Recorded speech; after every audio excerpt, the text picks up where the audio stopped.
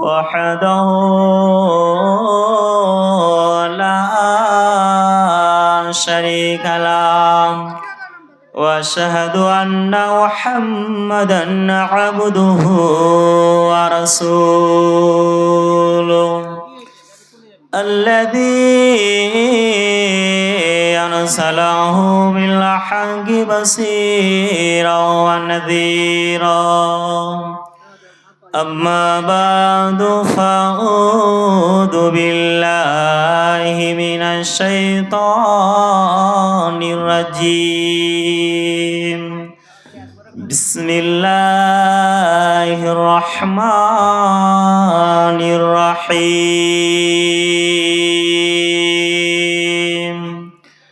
يا أيها الذين آمنوا اتقوا الله حق تقاته ولا تموتن إلا وأنتم مسلمون يا أيها الناس اتقوا ربكم الذي خلقكم من نفس واحدة خلق منها زوجها وبث منهما رجالا كثيرا ونساء واتقوا الله الذي تساءلون به والأرحام إن الله كان عليكم رقيبا يا أيها الذين آمنوا اتقوا الله حق تقاته ولا تموتن إلا وأنتم مسلمون يا أيها الذين آمنوا اتقوا الله وقولوا قولا سديدا يصلح لكم أعمالكم ويغفر لكم ذنوبكم ومن يطع الله ورسوله فقد فاز فوزا عظيما فقد قال في كلام المجيد وفرقان الحميد أعوذ بالله من الشيطان الرجيم بسم الله الرحمن الرحيم إن الصلاة تنهى عن الفحشاء والمنكر ডালে পাখি সে তো নামাজ পড়ে বেনামাজি দেখলে পাখি তোবা করে কোথায় থেকে নিলেন পাখি কোথায় তোমার বাড়ি মক্কা থেকে এলাম আমি মদিনায় আমার বাড়ি কে বা দিবে সিল্কের চাদর কে বা দিবে মাটি আল্লাহ দিবেন সিল্কের চাদর সকল দিবে মাটি কে বা দিবে সিল্কের চাদর কে বা দিবে মাটি আল্লাহ দিবেন সিল্কের চাদর সকল দিবে মাটি ও ডালে ফাঁকি সে তো নামাজ পড়ে বেনামাজি দেখলে ফাঁকি তোবা তোবা করে।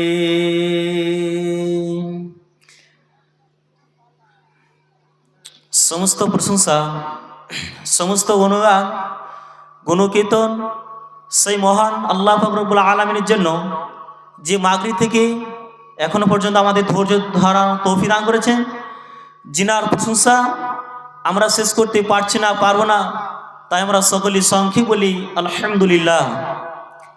যে কালে কালে যুগে যুগে নবী ছিল, বিশেষ করে শেষ নবী হযরত মুহাম্মদ সাল্লাল্লাহু আলাইহি সাল্লাম উপরে লক্ষ লক্ষ কোটি কোটি সালাম বর্ষিত হোক। আল্লাহুম্মা সাল্লি আলাই আল্লাহুম্মা বারিক আলাই। সম্মানিত উপস্থিতি, পাশে থাকা সভাপতি মহাশয় এবং আমার সামনে বসে থাকা ছোট বড় দিনী ভাই, আজকে আপনাদের সামনে যে বিষয়টি নিয়ে উপস্থিত হয়েছি সেই বিষয়টি হচ্ছে সালাত বা নামাজ। সালাত আরবি শব্দ, বাংলা ভাষায় পরিচালিত নামাজ, কিন্তু নামাজ শব্দটি ফার্সি শব্দ। সালাত শব্দের আবিধানিক অর্থ হচ্ছে পবিত্র বর্ণনা করা, ক্ষমা প্রার্থনা করা অথবা নত হওয়া, অবনত করা, দরুদ পড়া ইত্যাদি ইত্যাদি। ইসলামের শরীয়তের নিয়ম মোতাবেক এক বিশেষ পদ্ধতিতে আল্লাহর গুণগান করা, রুকু সিজদা আল্লাহর ইবাদত করাকে সালাত বলা হয়। মিরাজ রাত্রে উম্মত মুহাম্মদের উপরে 5 ওয়াক্ত সালাত ফরজ হয়েছে। ইসলামের 5টি বুনিয়াদ আছে, তার মধ্যে অন্যতম রকম হলো নামাজ। আজ আমাদের জন্য নামাজ এতই ভারী হয়েছে যা বলার কথা নয়। মনে হচ্ছে নামাজের পরিবর্তে যদি পাহাড় চাপি দেওয়া হতো তাহলে এত ভারী হতো না। কিন্তু নামাজ এমন একটা অস্ত্র,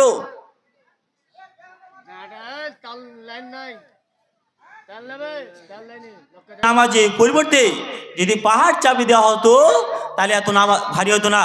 কিন্তু নামাজ এমন একটা অস্ত্র যার মোকাবেলা করার জন্য আর কিছু নেই। এই নামাজ মানুষের আদেশ নয়, বরং আল্লাহ তাআলা আদেশ, অথচ মানুষ মানে না। আর মানুষ দুনিয়াতে যতই ইবাদত করুক না কেন, নামাজ ছাড়া উপায় নাই।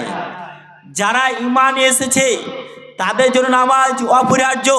কেননা নামাজ সম্পর্কে কোরআনের মধ্যে 1 নয়, 2 নয়, 10 নয়, 20 নয়, 82 জায়গায় আল্লাহ সুবহানাহু ওয়া তাআলা নামাজে কথা বলেছেন। আজ দুনিয়াতে কত জমি জায়গার মালিক, কত টাকা মালিক, কিন্তু সেই সম্পর্কে সর্বপ্রথম জিজ্ঞাসা করবে না। আপনাকে জিজ্ঞাসা করবে না যে আপনাকে ধন মাল দিয়েছিলাম আপনি কোথায় ব্যয় করেছিলেন, সে সম্পর্কে সর্বপ্রথম জিজ্ঞাসা করবে না।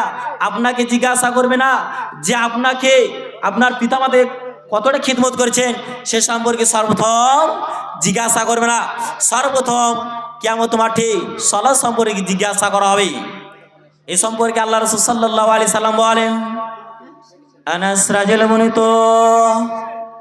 নবী করিম সাল্লাল্লাহু আলাইহি সাল্লাম বলেছেন, কিয়ামতের মাঠে বান্দাকে সর্বপ্রথম সালাত সম্পর্কে জিজ্ঞাসা করা হবে।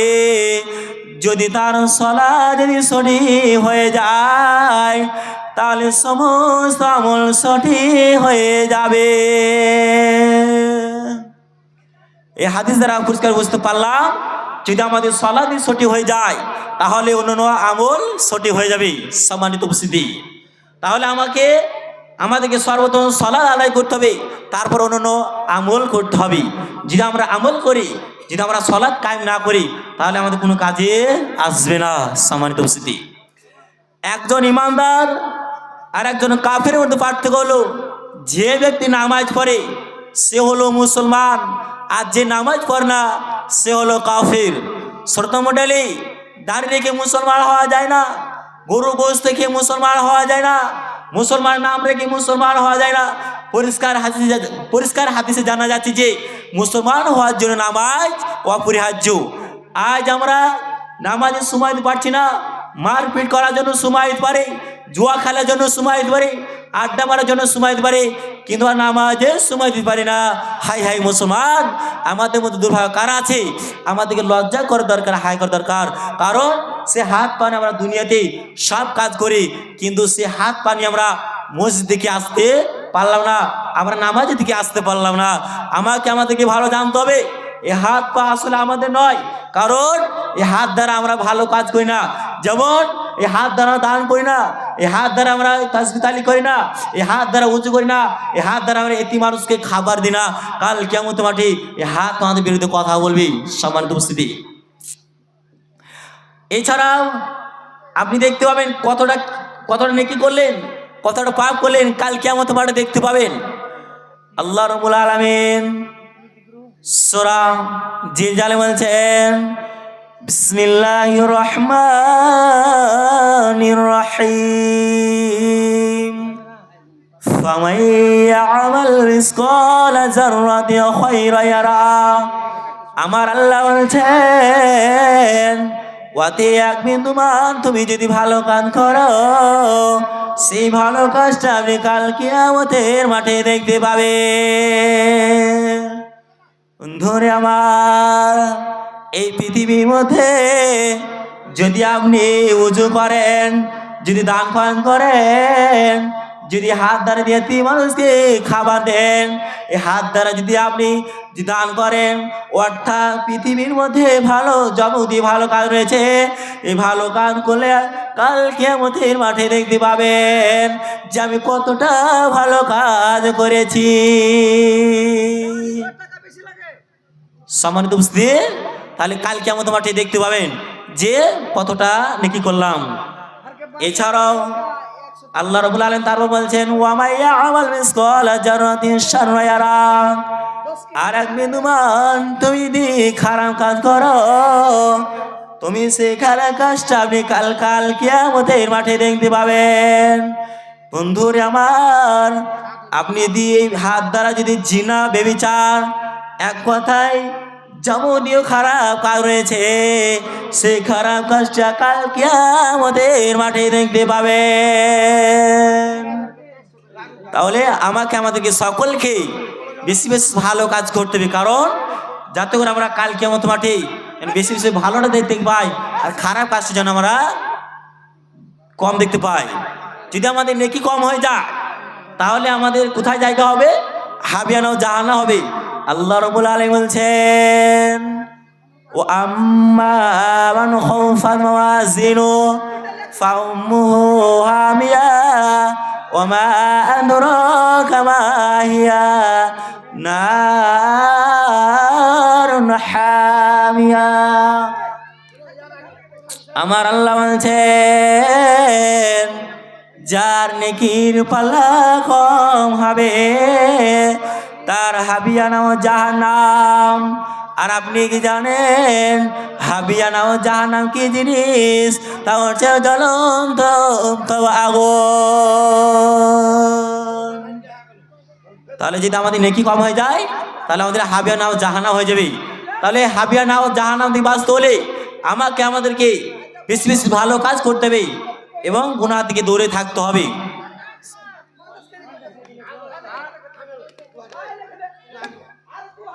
নামাজ এমন একটা জিনিস যে সেই মানুষ, যে ব্যক্তি নামাজ পড়বে তার যাবতীয় গুনাহকে আল্লাহ রাব্বুল আলামিন দূর করে দিবেন। তার প্রমাণ আল্লাহ রাব্বুল আলামিন সূরা আনকাবুতে 45 নম্বর আয়াতে বলছেন, বিসমিল্লাহির রহমানির রহিম, ইন্না সালাতা তানহা আনিল ফাহশাই ওয়াল মুনকার। আমার আল্লাহ বলছেন, নিশ্চয়ই সালাত অশ্লীল মন্দ কাজ থেকে দূরে রাখে। বন্ধুরে আমার, একজন ব্যক্তি যখন নামাজ কায়েম করবে, তার যাবতীয় গুনাহ সে দূর করে দিবে। কে? সে নামাজ দূর করে দিবে সেই ব্যক্তি। বন্ধুরা আমার, সেই ব্যক্তি যখন সালাত কায়েম করে, ওই ব্যক্তি কি করে? মিথ্যা কথা বলে সালাম কায়েম করে, সুদ খেয়ে নামাজ পড়ে, তারপরে কি করে মিথ্যা কথা বলে সালাম কায়েম করে, মিথ্যা কথা বলে পার্টি করে। এক কথায় পৃথিবীতে যাবতীয় খারাপ কাজ রয়েছে ওই খারাপ কাজ করে আর নামাজ পড়ে, ওই নামাজ আল্লাহ রাব্বুল আলামিন কবুল করতে পারে না। ওই ব্যক্তি নামাজ আল্লাহ রাব্বুল আলামিন কবুল করতে পারে না। আপনি নামাজ পড়ছেন ঠিকই, যদি আবার নামাজ পড়তে পড়তে যদি আপনার গুনাহ হয়, নামাজ পড়তে যদি মিথ্যা কথা গাহানো হয়, তাহলে তাহলে আপনি যদি সালাত কায়েম করছেন, সালাত কায়েম করছেন মিথ্যা কথা বলছেন, সালাত কায়েম করছেন চুরি করছেন, মিথ্যা কথা বলছেন, আপনাকে ভাবতে হবে এই নামাজ আল্লাহ রাব্বুল আলামিন কবুল করছেন না। সম্মানিত উপস্থিতি, কোন ব্যক্তি যদি সালাত কায়েম করে পাঁচ ওয়াক্ত নামাজ, আল্লাহ রাসূল সাল্লাল্লাহু আলাইহি সাল্লাম উদাহরণ দিচ্ছেন। আল্লাহ রাব্বুল আলামিন, আল্লাহ রাসূল সাল্লাল্লাহু আলাইহি সাল্লাম বলছেন, আবু হুরায়রা রাদিয়াল্লাহু বর্ণিত, নবী করিম সাল্লাল্লাহু আলাইহি সাল্লাম বলেছেন, আচ্ছা বলো তো, যদি তোমাদের বাড়ির সামনে যদি একটি নদী থাকে, কিংবা তোমাদের বাড়ির সামনে যদি পুকুর থাকে, যাতে সৈনিক 5 বার গোসল করে, তার শরীরে কোনো ময়লা বাকি থাকবে কি? সাহাবীগণ বললেন, তার শরীরে কোনো ময়লা বাকি থাকবে না। তখন রাসূল সাল্লাল্লাহু আলাইহি সাল্লাম বললেন, যেমন 5 বার যেমন গোসল করলে যেমন শরীরে ময়লা থাকে না, কোন ব্যক্তি যদি 5 ওয়াক্ত নামাজ পড়ে তার শরীরে গুনাহ লাগতে পারে না। ওই ব্যক্তি যদি মনোযোগ সহকারে যদি সালাত কায়েম করে তাহলে তার গুনাহ মুছে যাবে। সম্মানিত উপস্থিতি,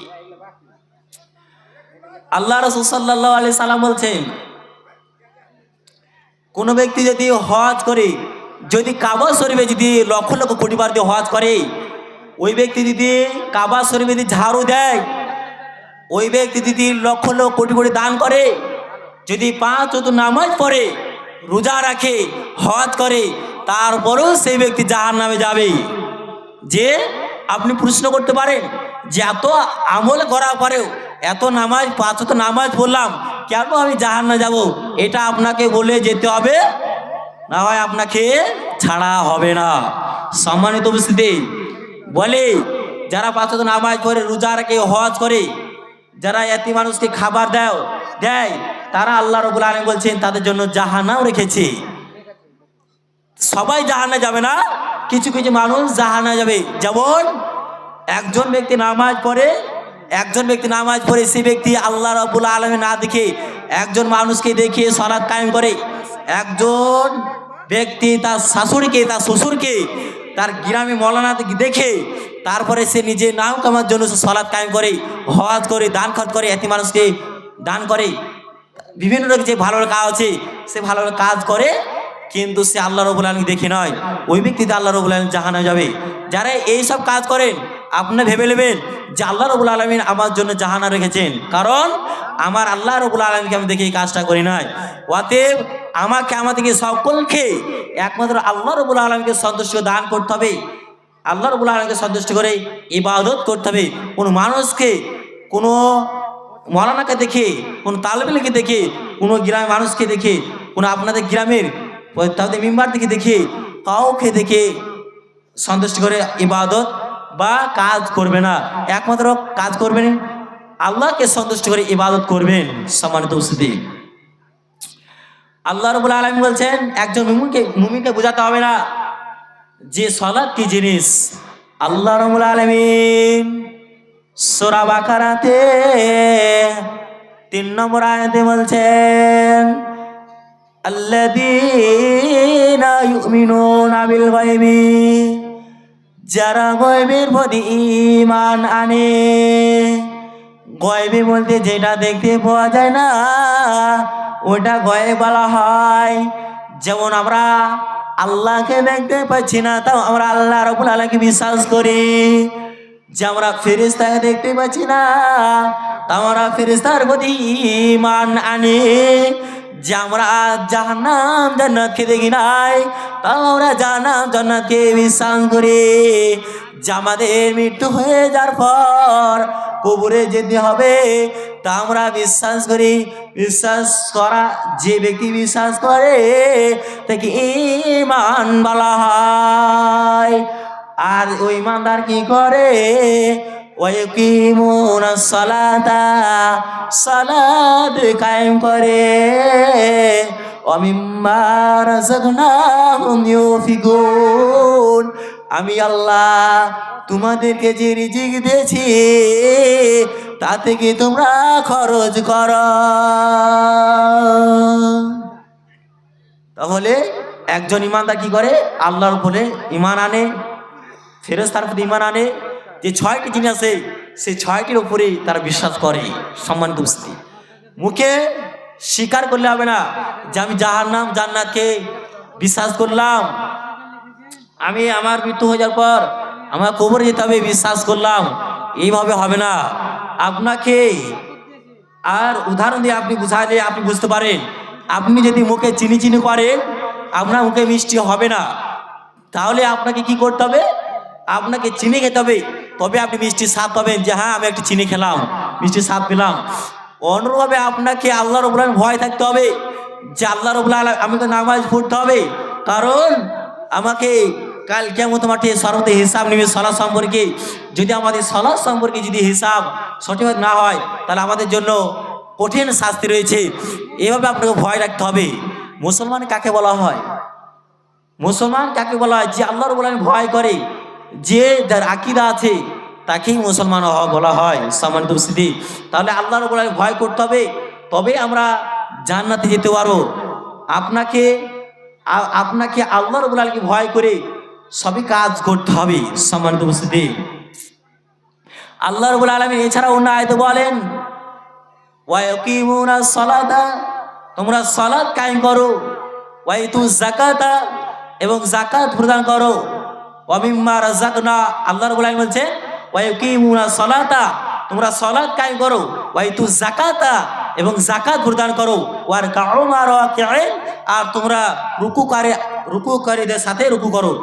তাহলে আপনাকে সর্বদা আল্লাহর সালাত কায়েম করতে বলছেন, যাকাত প্রদান করতে বলছেন, ওয়ার কাউ মা রাকিঈন, আর রুকুকারীদের সাথে তোমরা রুকু করো।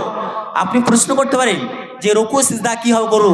আল্লাহ রাসূল সাল্লাল্লাহু আলাইহি সাল্লাম বলছেন, তোমরা এই কবজি আর এই কবজি হাত মিলে তোমরা এবার কানে বরাবর হাত তুলবে, আর এই কবজি হাত মিলে বুকে হাত বাঁধবে। তোমরা তখন তোমরা রুকু করবে, তখন পেট এবং মাথা যেন সমান হয়ে থাকে। তোমরা তখন সিজদা করবে। আল্লাহ রাসূল সাল্লাল্লাহু আলাইহি সাল্লাম বলছেন যে ছাগলের বাচ্চা যেন পার হয়ে যায়, ঠিক ওইভাবে আমাদের সিজদা করতে হবে। দেখবে অনেকে রুকু সিজদা করে, আমাদের সঠিক হচ্ছে না। যদি আমাদের রুকু সিজদা সঠিকভাবে সালাত সঠিকভাবে না হয়, তাহলে সালাত কায়েম হবে না। অতএব আমাদেরকে সকলকে সর্বপ্রথম রুকু সিজদা সঠিকভাবে আদায় করতে হবে, নচেত সালাত কায়েম হবে না। সম্মানিত উপস্থিতি, আল্লাহ রাব্বুল আলামিন সূরা বাকারাতে বলছেন, ওয়াস্তাঈনু বিস-সাবরি ওয়াস-সালাহ, তোমরা ধৈর্য সহকারে তোমরা সালাত কায়েম করো।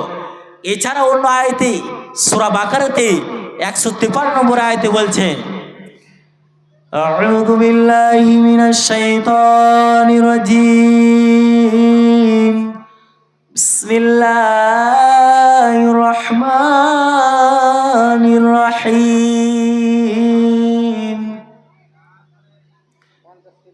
ইয়া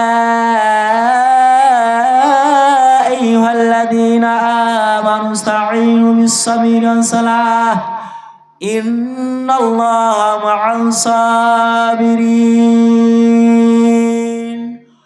আমার আল্লাহ বলছেন, হে ঈমানদারগণ, হে বিশ্বাসীগণ,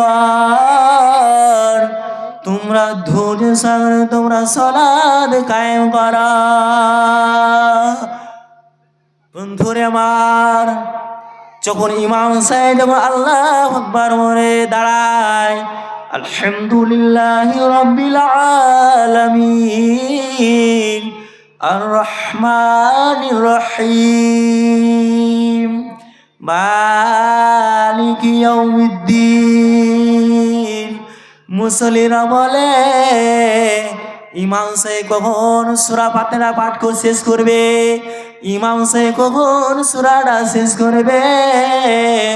আমরা নামাজ পড়ে মানুষের সঙ্গে কখন আমরা জীবন করব, আমরা নামাজ পড়ে মানুষের সঙ্গে কখন ঝগড়া করব। তার নামাজের মধ্যে চিন্তা থাকে, ওই ব্যক্তিদের আল্লাহ রাব্বুল আলামিন নামাজ কবুল করতে পারে না। তাহলে যদি আমাদের ধৈর্য না থাকে তাহলে আল্লাহ রাব্বুল আলামিন সালাম কায় করো না। তারপর আল্লাহ রাব্বুল আলামিন বলছেন যারা ধৈর্য ধরে, সবর ধরে, যারা অন্য জায়গায় চিন্তা থাকে না, আল্লাহ রাব্বুল আলামিন বলছেন ওয়াস্তাঈন ইন্নাল্লাহা মা'আস সাবিরিন। নিশ্চয় আল্লাহ রাব্বুল আলামিন ধৈর্যশীলদের সাথে আছেন। তাহলে যে ব্যক্তি ধৈর্য ধরে আল্লাহ রাব্বুল আলামিন তার পাশে থাকবে। তাহলে আমাদেরকে সকলকে ধৈর্য ধরতে হবে সম্মানিত উপস্থিতি। কারণ যদি আমরা